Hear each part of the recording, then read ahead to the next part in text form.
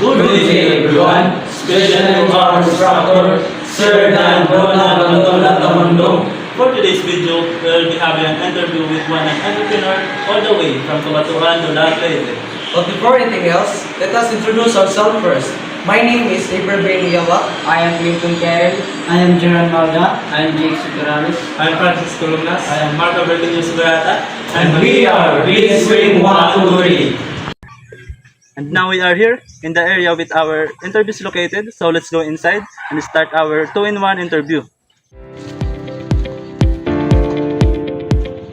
Good afternoon. Adi nga kami at panimala ito sa businesswoman na entrepreneur ni Ma'am Jessa Laris. Ma'am, mga pakialam information about niya pag-process niya mga papel and pagkuha niya business permit. So Ma'am Adit, pakialam siya. What is your business or entrepreneurial activity? Actually, our business name is 3AC Variety Store. Then, we are a buy and sell products. Nagba-buy and sell kami. So, we are a distributor and Pepsi products and aton local area din Hadilag. Then, tuba. Nag-supply buyer kami and buy and sell kami tuba. So, ito yung business Pepsi tapos to buy and sell. Yes, may dagihap kami beer. So thank you, ma'am. This is the next question. How much investment do you have before starting building a business? Starting building and business is actually first naman naging i-establish is tuba. So hato na time mga 20,000. Then after that mga 3 months nag-start liwat kamihan Pepsi product. So hato nga time mga 50. Then during hato liwat mga Christmas time liwat adto, so nagkuan kami in beer. So another na liwat puhunan. Tapos to the point nga nagdako from tricycle to ang ginagamit pagpidling is tricycle to multi-cab to truck na yan ang ginagamit pagpidling. So, tingnan nga mga 20,000 basta 20,000 for tuba, then 50 for soft drinks, then additional na laliwatan. so this is the next question. How many years or months have you been in that mind of business? We start in 2020. So 2020, 4 years. 4 years. So, ma'am? Yes. Thank you for your answer, ma'am. So this is the next question. So, do you have a business permit, or where did you get business permit? Yes. We start nagkuhan barangay business permit. Then after a barangay business permit is DTI registration. Then after DTI registration,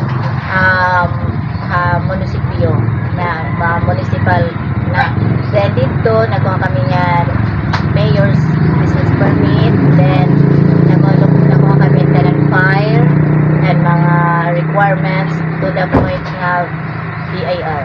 So, ano yung papel na mga requirements? May kumuha fire permit, Barangay ano siya? barangay Business permit. barangay business permit. Then makatuha DTI para DTI. name mo business. Then after ha DTI makatuka ha munisipyo. Then dito ang munisipyo is malukat kahan business permit na. So dida hiton business permit ang munisipyo may filled upan pupunta ito niya dan fire babayad ka fire para basta ka nag fire mayor's permit sa to. Then after na hituan pagkuan ha BIR. Thank you, ma'am. Number, alit sa tip, ma'am.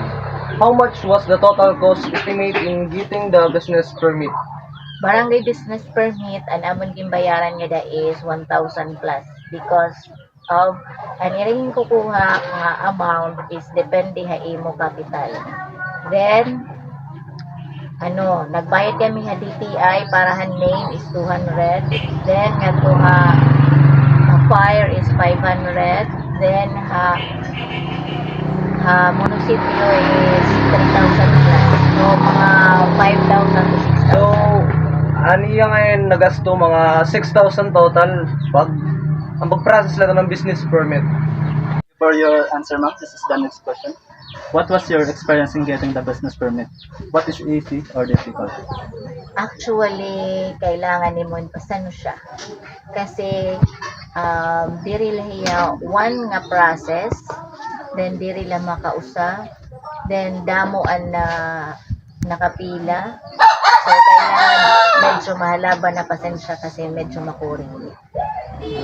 Sige ma'am, thank you. Adik, eight na question. How is your business going on, sir? Musta naman natin business yan na tuig? Actually, okay man yan na kung makikita from 20,000 to 50 to kung makikita naman niyo yan na among stock. Tapos, season man gud yan ng fiesta, so hindi man among product nga tubag, beer na din sa drinks. Magasto nang mahaling gud yan na kay fiesta. Fiesta tapos kat-ani.